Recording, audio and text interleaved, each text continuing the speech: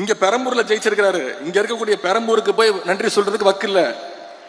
இதுவும் நான் சொல்லி தான் போனாரு. சட்டமன்றத்தில் நான் சொன்னேன், திருச்சிக்கு போய் முதல்ல நன்றி சொல்லுங்க. 20 நாள் முன்னாடி சொன்னேன். போனாரு, நன்றி சொன்னாரா?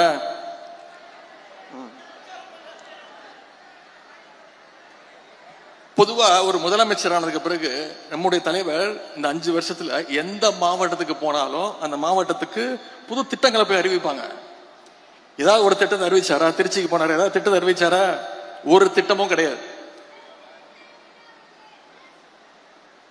திருச்சி கிழக்குல இன்னும் 6 மாசத்துல இடைத்தேர்தல் வரப்போகுது. அதுக்கான பிரச்சாரத்துக்காக போயிட்டு அவர் எப்ப வாயை திறந்தாலும் அவர் வாயிலிருந்து வர வார்த்தை ஒன்னே ஒண்ணுதான், எல்லாத்துக்கும் காரணம் திமுக தான். திருச்சியில் அவர் பேசின பேச்சை கேட்டு இன்னைக்கு தமிழ்நாட்டு மக்கள் தலையில அடிச்சுக்கிறாங்க. இவரெல்லாம் ஒரு முதலமைச்சரா தேர்ந்தெடுக்குமே இன்னைக்கு தலையில அடிச்சுக்க ஆரம்பிச்சுட்டாங்க. சொல்றாரு, அதுல கோபம் வருது அவருக்கு. கவர்ச்சியால தான் ஆட்சிக்கு வந்தீங்கன்னு என்ன பார்த்து சொல்றாங்க அப்படின்னு முதலமைச்சருக்கு, சிஎம் சாருக்கு கோபம் வருது. சரி, கவர்ச்சியில் ஜெயிக்காம நீங்க எதை வச்சு ஜெயிச்சீங்க சொல்லுங்க பாப்போம். ஏதாவது ஒரு 2 காரணம் சொல்லுங்க பாப்போம். கலைஞர் மாதிரி இந்திய எதிர்ப்பு போராட்டத்தில் கைது பண்ணி போராட்டம் பண்ணி ஜெயிலுக்கு போயிட்டு வந்தீங்களா?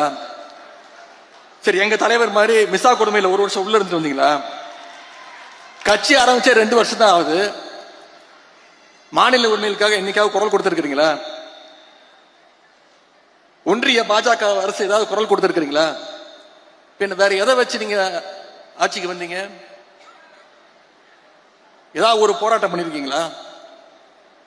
எல்லாத்தையும் விடுங்க. தமிழ்நாடு முழுக்க போய் மக்களை சந்திச்சு உங்க கொள்கை என்னன்னு சொல்லி ஓட்டு கேட்டீங்களா? உங்க வேட்பாளர் பேர் உங்களுக்கு தெரியுமா? எதுவுமே தெரியாது. இதைத்தான் எங்களுடைய தலைவர் அவர்கள் கவர்ச்சி அரசியல் எங்களுடைய தலைவர் அவர்கள் சொன்னாங்க. அது மட்டும் இல்ல, இன்னொன்னு சொல்றாரு, அவர் வாயில நல்லா வந்துருமா? வாயில என்ன வரும்? தமிழ்நாட்டு மக்கள் வாயில நிறைய வரும். தமிழ்நாட்டு மக்கள் காத்துக்கிட்டு இருக்காங்க, இந்த முதலமைச்சர் வாயில ஏதாவது ஒரு நல்ல வார்த்தை வருமா அப்படின்னு, ஏதாவது ஒரு திட்டங்கள் வருமான்னு இன்னைக்கு காத்துக்கிட்டு இருக்காங்க. இது வரைக்கும் உருப்படியா ஒன்னும் வரல.